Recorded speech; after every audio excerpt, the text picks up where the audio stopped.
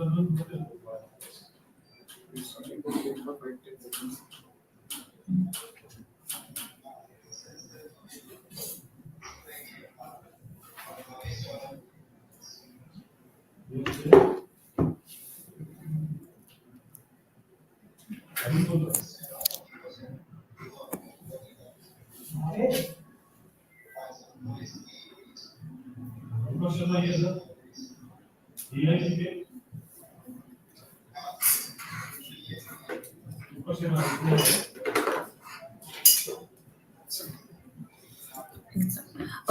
Good afternoon and a warm welcome, everybody. I'm Andrea, your host for the webinar today, and let's just dive straight into it.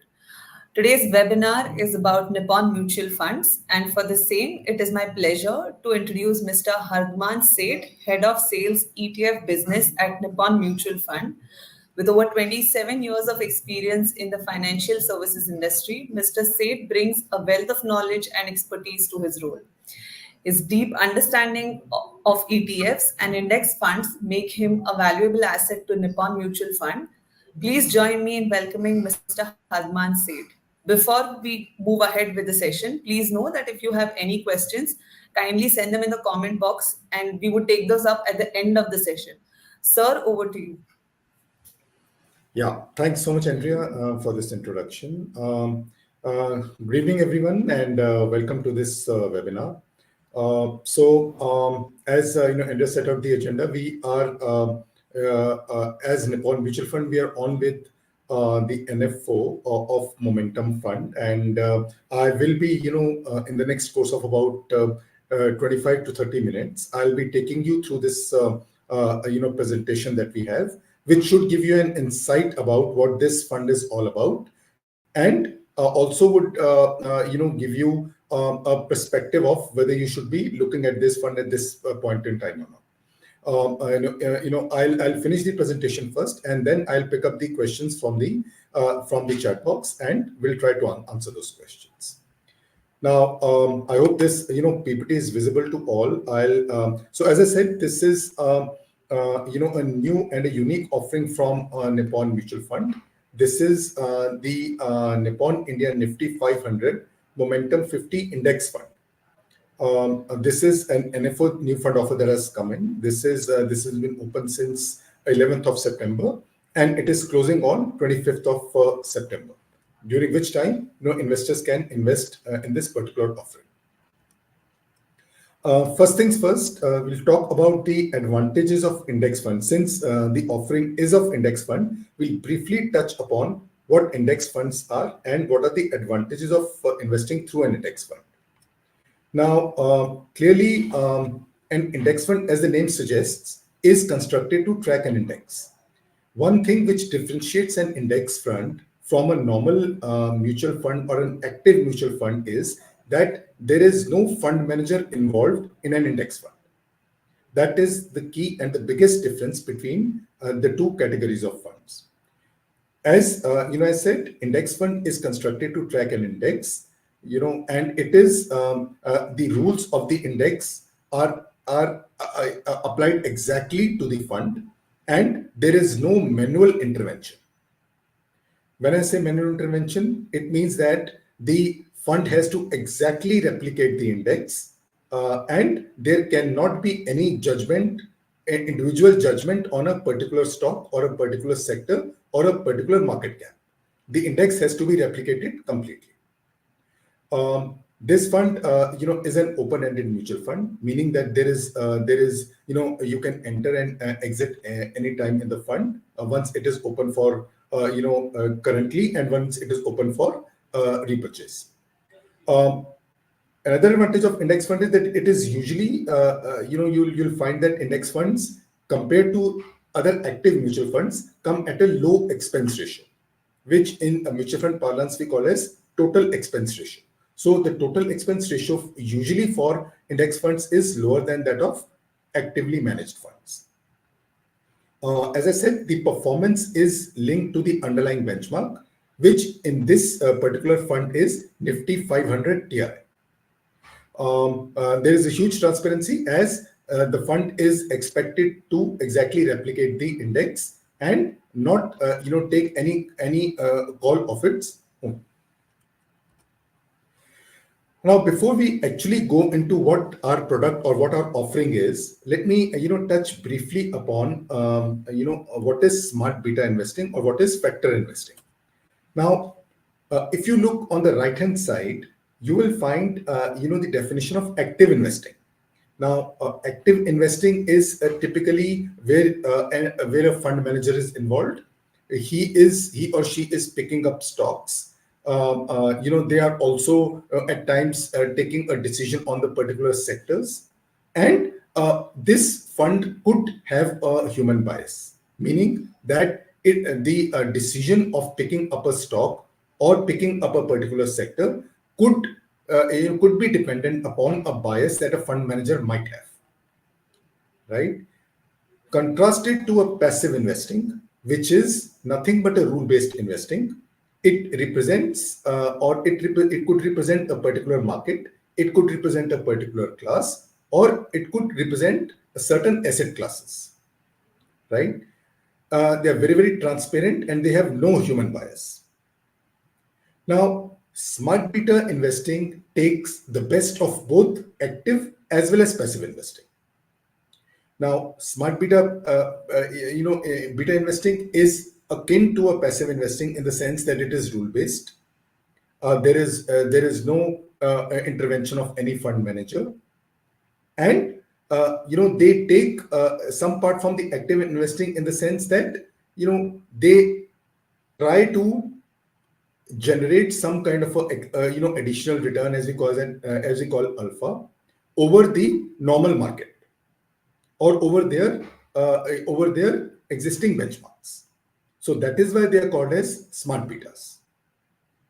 Now, as we are combining the best of both the worlds, the active as well as passive investing. We have seen that of late, this is one category in the index fund which is seeing the one of the highest inflows that are coming in the industry. Now, there are a lot of smart beta investing opportunities that are available for the investors. As I said, smart beta funds usually follow a rule-based approach, or they could also follow a factor-based approach. Now, there are a few defined factors within which all smart beta funds in India operate. Now, those smart beta factors include factors like alpha, low volatility, value, equal weight, quality, momentum, dividend yield, value, etc. So you could have seen, various funds in the offering, which are either, alone alpha, or a combination of factors like alpha low volatility, for example, or momentum alone, or quality momentum, or there are some, indices which are made on three factors as well. Although I have not seen too many funds launched on three factors, but there are indices that are available on three factors also. So that is, the kind of flexibility that a asset management company has, that they can, go ahead and discuss with the index provider and launch a specific fund. So the current offering that we have is a momentum offering, which is, as you can see, is one of the smart beta factors that are available, and the strategy that is being is deployed is the momentum on entire market, that is Nifty 500 stocks. Now, before we actually get into what this strategy is, let us first try to understand what do we understand as momentum. Now, typically, momentum strategy is one strategy that believes that whenever there is a price of the stock is rising, it has the tendency for that price to persist. If a stock is going into upward trajectory, there is likelihood that it will continue to maintain that upward trajectory for some time. The idea of momentum investing is typically that, to identify those stocks which are at the upward trajectory right now and to ride on those stocks. It clearly defeats or beats the conventional wisdom, which says that you always buy at low prices and sell at a higher prices. This strategy typically says that you buy at a higher price and you sell at even a higher price. So that is the whole concept of momentum. Now, how does that momentum gets identified? or what are those factors that lead us to identify which are those momentum stocks? That is what we are going to understand in the next few slides. Now, coming to the product as such, so as I said, this product is Nifty 500 Momentum 50 Index Fund. Since the underlying index is Nifty 500 Momentum 50, we are going to talk about how this index is made. Once we understand this, then the fund has to just replicate this index, as in just take into portfolio the stocks that have been identified by the index, and it will work exactly the same way as the index works. So we'll first understand how this index is made. First of all, most important is the universe for this fund is Nifty 500 index, at the time of when the portfolio has been made. Now, within this, we have few exclusions. Now, these exclusions are exclusions as in out of these 500 stocks that we have, we will exclude certain stocks that are meeting the following conditions. Number one, if a particular stock does not have a listing history of more than 1 year, that stock will be excluded. That is first exclusion. Second exclusion, if in the last 6 months period, a stock has hit a circuit filter, upper or lower, more than 20% of times, then that particular stock will also get excluded. Now, obviously, we are talking about here only for non-FNO stocks. And if we take a ballpark measure, 6 months will have almost about 110, 115 trading days. So what I mean to say here is that if a particular stock has hit upper or lower circuit, say 20%, as in about 22 times in the last 6 months, then that particular stock will not be a part of this index. That is exclusion number 2. Exclusion number 3 is if a particular stock has a promoter pledge more than 20%, that stock will also not be a part of this index. And finally, what we check is we check the turnover for all the 500 stocks. The stocks that score the least or are at the last bottom 10 percentile of the overall score, those stocks are also excluded. Now, we have put these 4 exclusions. Now, what these 4 exclusions do is, after putting these 4 exclusions, what we are left out of the universe of 500 stocks is something like 420 to 430 stocks. So we have eliminated 70, 60, 70, 80 stocks after this exclusions. Now, what we do is, for these 430 stocks, for example, what we have got, we now put certain set of formulas. For all these 430 stocks, first of all, we calculate the momentum ratio of each and every stock. Now, what is momentum ratio? Momentum ratio is nothing but point-to-point return of that stock for the last 6 months and 12 months divided by its standard deviation for 1 year. This is also called as risk-adjusted return. So this momentum ratio is calculated for all the 430 stocks. Then we calculate the average and the standard deviation also of all the 430 stocks. That is step number 1. Step number 2 is we calculate the Z score. Now, Z score, a few of you would already know that it is a statistical measure which identifies the relation of a one stock to the universe of other stocks, right? So how do we calculate it? We just calculate the momentum ratio of that particular security. For example, in this case, say suppose TCS. Now we've calculated the momentum ratio of TCS and subtracted by the mean of the universe that we have calculated earlier and divided by the standard deviation of the universe. This is how you get the Z score of each and every of those 430 stocks.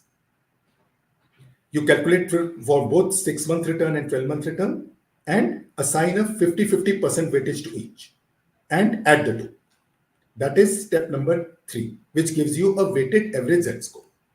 And finally, there could be a reason that some, there's some possibility that some values could be negative. Because, some stocks could have given a negative return in the last 6 months or 12 months. So therefore, we normalize the entire, 430 stocks. So once we do this normalization, we get the momentum ratios of all the 430 stocks. Now, this momentum ratio, we pick up the top 50, which has the highest momentum ratio scores. Now, we have identified our 50 stocks. We have identified the ones with the highest momentum ratio. So those 50 stocks will be a part of the index.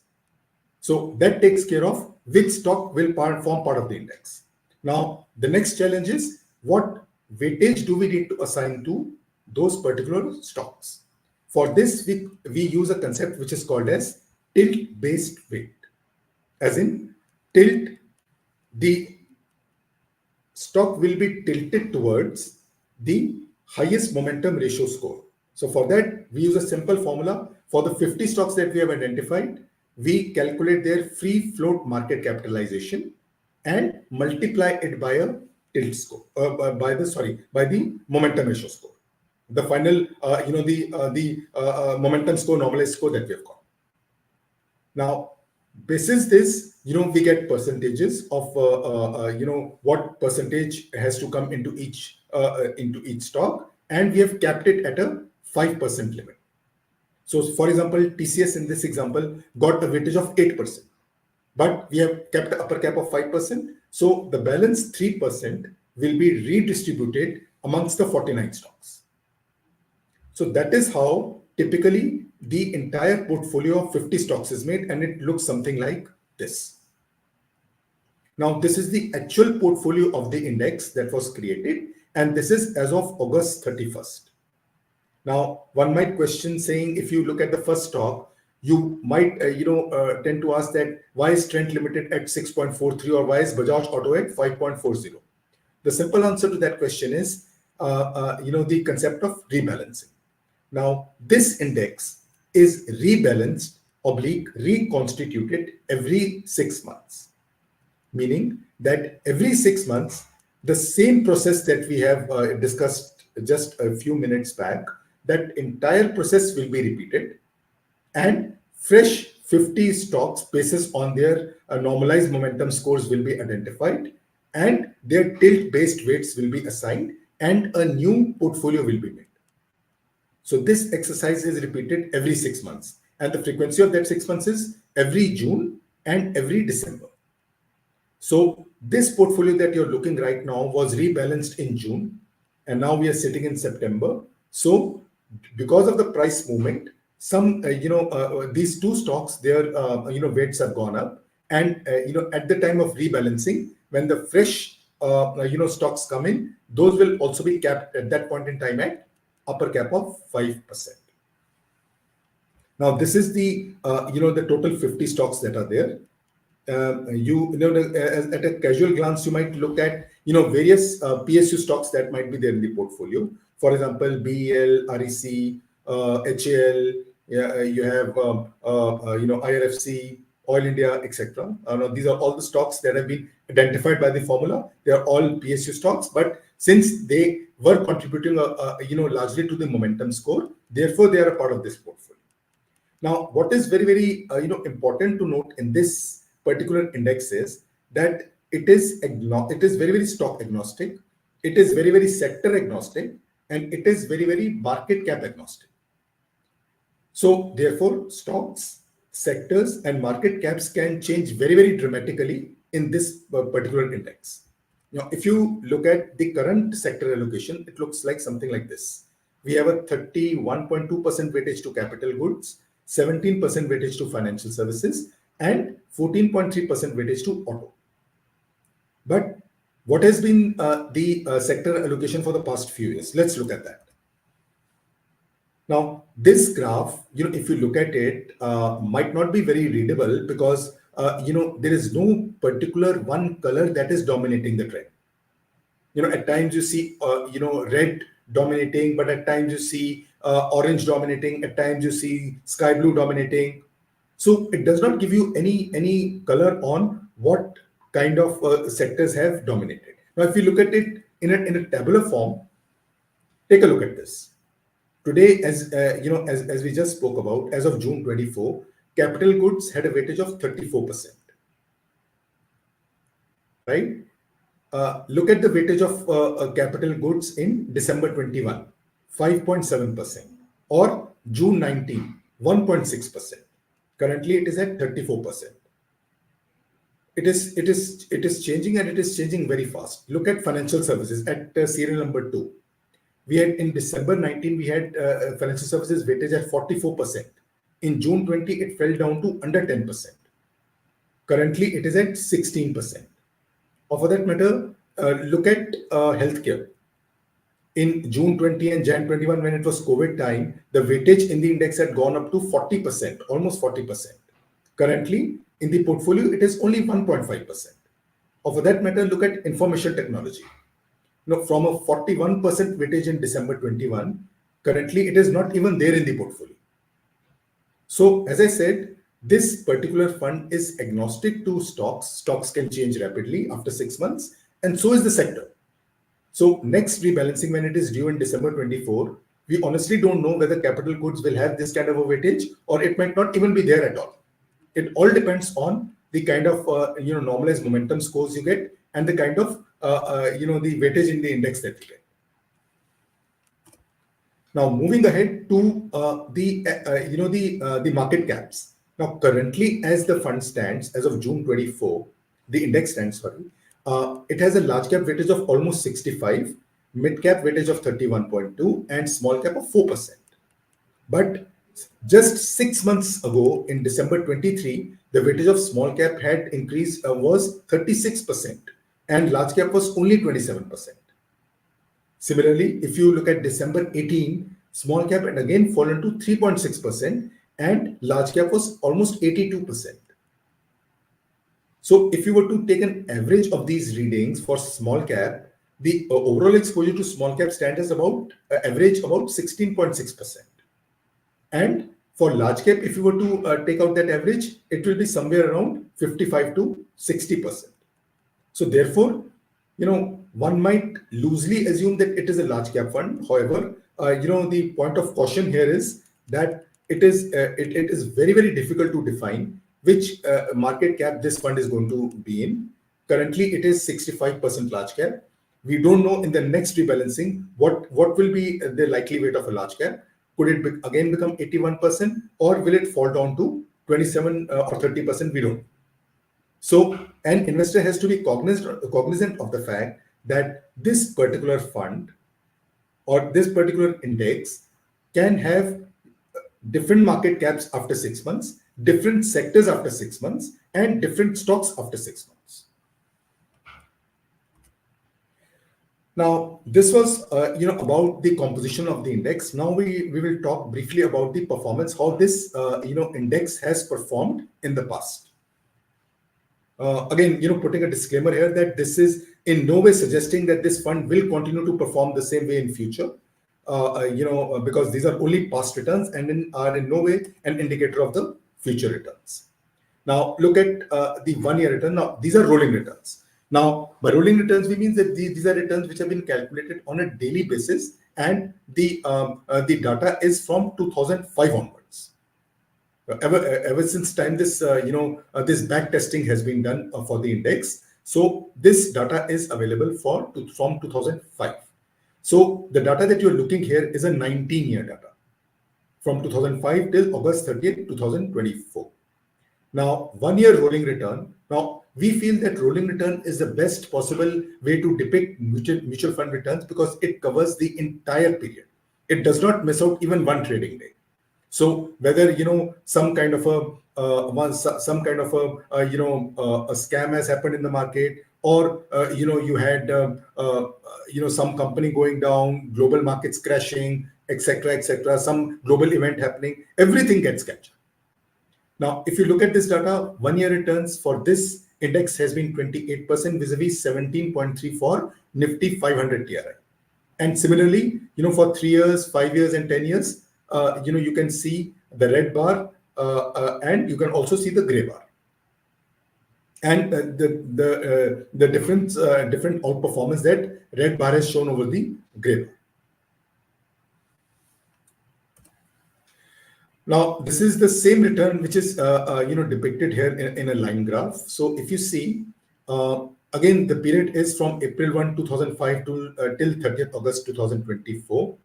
how this index, Nifty 500 Momentum 50, has fared against Nifty 500 TRI. So the CAGR return for this index has been 25% for the last 19 years, while that for Nifty 500 TRI is 15.6%. And here, we've also, put in the value of, the fund growing 76x in case of Momentum 50, and the fund going 16.8x in terms of the normal Nifty 500 TR. This is, a slide which tells you the financial year returns. Now, typically, momentum, as we would have understood by now, is a strategy that plays on both the ends. In a rising market, you will get returns which are higher than the benchmark, but in the falling market, it might fall more than its benchmark as well. Now, if you look at this financial year analysis, you will find that there have been some periods, like for example 2008 or 2018 or 2022, or 2016 also for that matter, where this index Nifty 500 Momentum 50 has fallen more than its parent, which is Nifty 500 TRI. And you can also look at years in which it has outperformed the Nifty 500 TRI. To put things into perspective, this index has given positive returns in 14 out of 19 calendar years. And if you were to take an average of the kind of returns that this fund has delivered for the past 19-year timeline, this is 32%. More than 32% is the average of returns. Again, a disclaimer is that it is no indicator of the future returns. These are past returns that the strategy has delivered. But an investor should also keep in mind that during a downside period, this fund will also tend to underperform the parent index. Now, coming to the fund overview, this is an index fund. As I said, will invest in into the underlying index, which is Nifty 500 Momentum 50, and this will and this will will keep just very small portion in cash to meet the redemptions, etc. Now, the final slide on this is why somebody should look at investing into this fund. Very clearly, this as has been stated earlier, this particular strategy captures trends to capture the rising trend in the stocks, and therefore the best part about this strategy is that it covers the entire market. It is not based on a certain market cap. It is not based on say only Nifty 50 stocks or Nifty 100 stocks or Nifty 200 stocks or mid cap or small cap. It covers the entire Nifty 500 basket. Therefore, if there is a stock with high momentum, be it in small cap, be it in mid cap, or be it in large cap, that will form part of this portfolio. That is the beauty of this index. It gives you a big diversification, as we saw in the sector slide, that in the market cap slide, that it is diversified across large, mid, and small. It is rule based, therefore there is no manual intervention. There are no non-systematic risks, like for example stock picking or fund manager bias, etc. Those are not there in this, because this particular fund is basis on rules and basis on the index rules, which are very clearly defined. Since it is an index fund, you do not need any demat account for this. An investor without a demat account can come in and invest into this fund. You can also choose to invest through SIPs or STP. Those routes are also available. And this is also, as I said, being an index fund will come to you at a low cost vis-a-vis the other actively managed funds. This, we've already stated, the minimum investment is 1,000 rupees and in multiple of 1. And once it opens for a subscription, again, the minimum amount will remain at 1,000 rupees and in multiples of 1 thereafter. There are two options, growth and IDCW, which investor can choose while investing. Now, that is all that I had to share in terms of this product. We can now take any questions that we might have, and I'll be pleased to answer those questions. Hello, sir. That was an amazing webinar. It was truly insightful. We learned a lot about the potentials of NFOs and how they can benefit investors. Before we conclude, I'd like to open the floor for any questions. Just a small suggestion for the audience: kindly restrict your questions to NFO only. Rest of the questions we could answer in the upcoming webinars.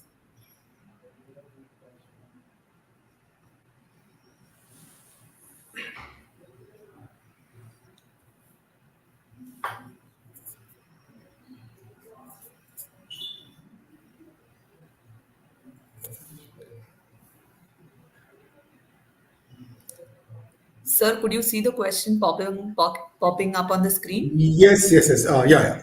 I can see. So, so the question is, why do we need to invest in NFO? Any advantage? To be honest with you, there's no compulsion for you to invest in NFO. You can invest in NFO right now, or you can invest when it reopens. So, as per SEBI regulation, the funds have to get relisted. To open for repurchase after 5 days from closure. The NAV has to come out, and within the next 5 days, they have to reopen. So you can invest also when the fund reopens.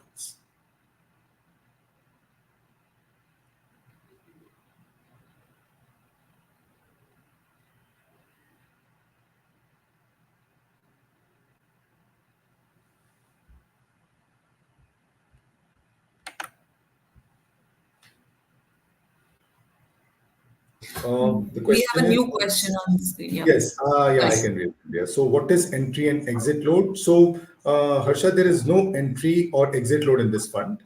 Both during the NFO and later. So there is no entry and exit load.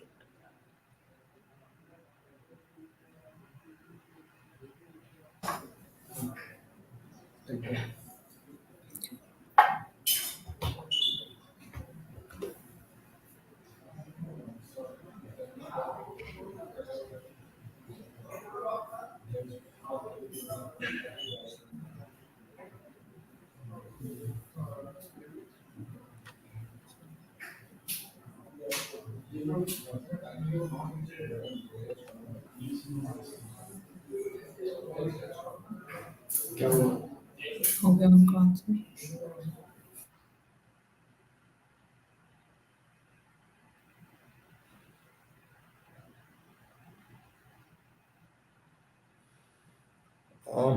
Is it the same fund which has been launched by Motilal Oswal 500?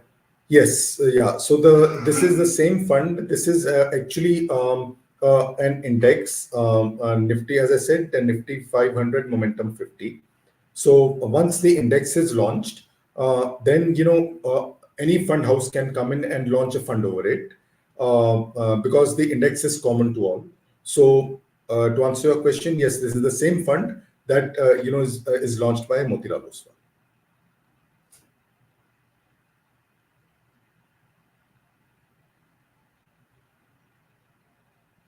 So we have one more question, which is by Akul Rana. He is asking, what is the difference between Motilal Oswal and Nippon India Nifty 500 Momentum 50 Fund? Yeah. So as I just said, both the funds are identical, in the sense that both the funds have an underlying index which is similar. So both funds use the same index. The index is Nifty 500 Momentum 50 Index. The only difference here could be I don't know, it could be exit load or it could be expense ratio, etc. But both are tracking the same index. So the question is, the difference only could be in the quants, but the indices, the index used by them and index used by us is exactly the same.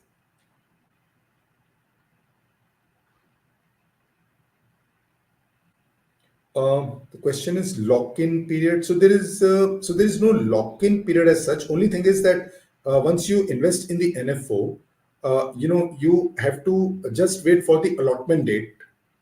For you to, in case you have invested and you want to redeem your money. So the redemption can happen only when the fund gets open for repurchase again. So that usually, as I said, so within 5 days of closure of the issue, the allotment has to happen. And usually after allotment, there is a period of 5 working days for the fund to reopen the fund. So to that extent, there is no lock-in period as such, but if you want to redeem as soon as the fund gets listed or fund gets open, then you'll have to wait for typically for about 8 to 9 working days. That is what my guess is. It could be faster also, but typically it takes about 8 to 9 working days.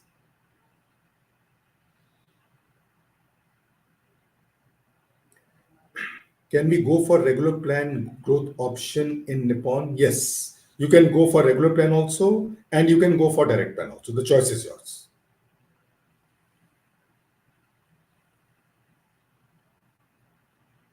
Charges. So the charges, are ballpark right now. So I think SBI, your RMs from SBI Securities will be the best people to let you know about the charges.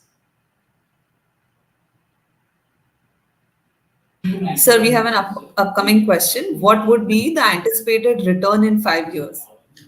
Uh, Very, very difficult to predict the returns for future. We already have discussed what this fund has returned in the last 5 years, and what has been the returns in the last 10 years as well. So I think again, you cannot take that as a as a ballpark number for future. Future could be very, very different. So person or investor has to go through the offer document, understand and acquaint themselves with the risks that are involved, and then make a decision about investing. Can you please help to explain what does momentum index mean? Yeah, so this is what we discussed. So momentum, so index is nothing but combination of stocks, right? Now the way those stocks are selected is basis on the momentum score, and we had also seen how we define momentum. So momentum, simply, if I were to convert it into Hindi and say momentum तेजी वाले stock है, तो आपने तेजी वाले stocks को identify किया and उन स्टॉक्स में आप इन्वेस्ट कर रहे हैं इन दी एंटिसिपेशन, इस उम्मीद के साथ कि वो स्टॉक्स और ग्रो करेंगे. That is what momentum strategy is all about. So an index which takes care of the momentum strategy is a momentum index. And उसका calculation we've all discussed कि किस basis पे we identify those momentum stocks in basis of the scores and किस basis पे index को तैयार किया जाता है. So all that we have seen in this presentation.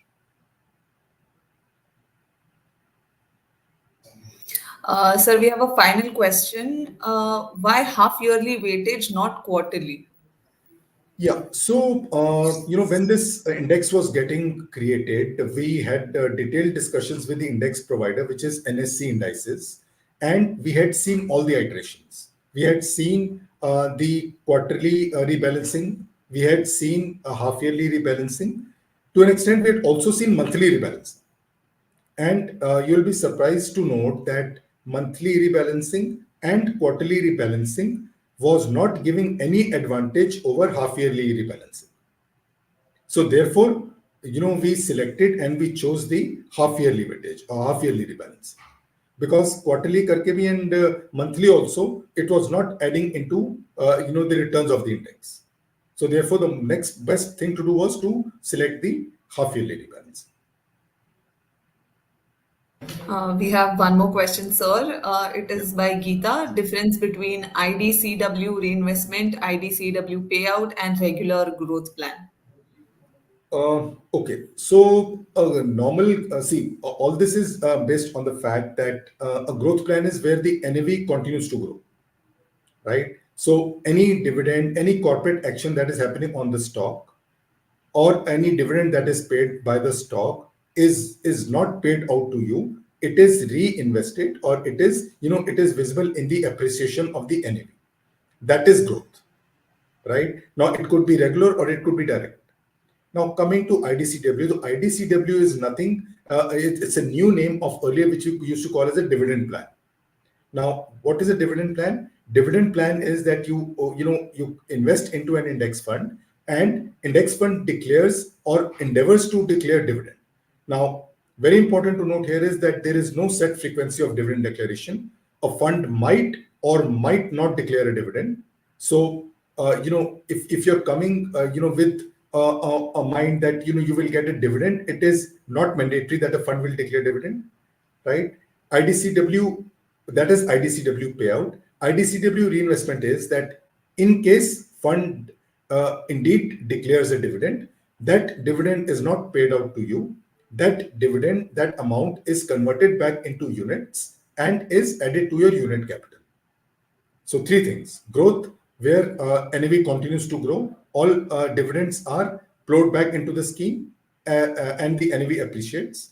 IDCW payout, if and when fund declares a dividend, that dividend is paid out to you. And third is IDCW reinvestment, is the dividend is not paid out as cash to you. It is reconverted back into units and invested into your unit capital.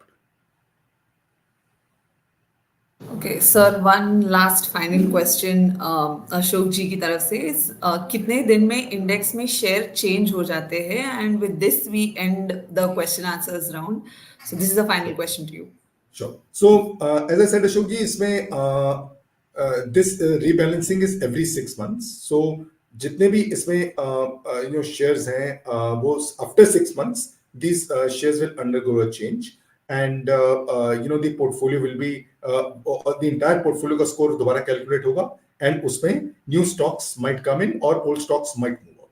तो ये जो frequency है, ये 6 months में है, 6 महीने की frequency. I think that is it. That is all the questions we have for the day. And with that, we come to the end of the webinar. Sir, thank you for your insights on NFOs and their role in the Indian market. Your expertise for this subject were clearly evident throughout your talk here. We appreciate you taking your time to share your valuable insight with the audience. Thank you so much. Thank you once again. Thank you very much. Pleasure was all mine.